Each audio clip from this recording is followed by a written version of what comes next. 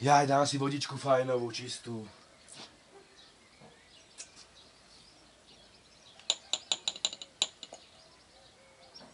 Toto nie je normálne.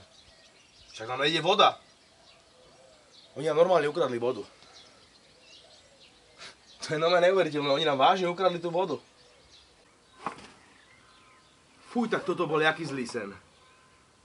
To sa nikdy nesmie stať, nikdy nám nemôžu ukradnúť našu vodu. Nikdy.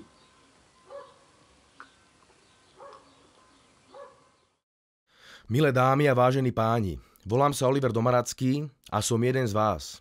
Bežný slovenský nespokojný občan. Prihováram sa k vám preto, lebo za prvej Mikulášovej vlády sa prenajali zdroje pitnej vody na 20 rokov francúzskej spoločnosti s predkupným právom. Považujem to za najväčšiu slovenskú krádež v histórii samostatného Slovenska. Je to vec, ktorú musíme zmeniť, pretože pred pár rokmi jeden pán, ktorý vlastní nadnárodnú spoločnosť, povedal: voda by nemala byť bežne dostupná pre bežného človeka a mala by byť komodita. Dnes je to ale realita. Európsky parlament schválil vodu za komoditu a tým pádom sa s ňou bude obchodovať na burzách. Robí sa všetko preto, aby nám túto vodu sprivatizovali a spravili z nás otrokov, ktorí im ju budú čapovať do fľašiek a lacnú pracovnú silu. Musíme o tom hovoriť nahlas a povedať, že máme toho naozaj už plné zuby, pretože pokiaľ s tým nič neurobíme, budeme otroci vo vlastnom štáte.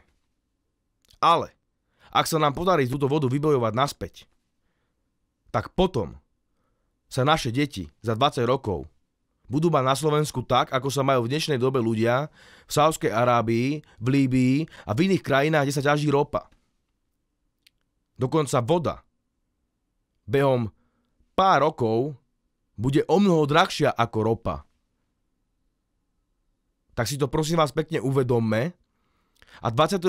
mája správame správne rozhodnutie, pretože ja budem ten, ktorý o tom bude hovoriť nahlas, ktorý bude mobilizovať ľudí a ktorý bude bojovať za to, aby nám túto našu vodu, naše najväčšie nerastné bohatstvo, nikdy Európska únia neukradla.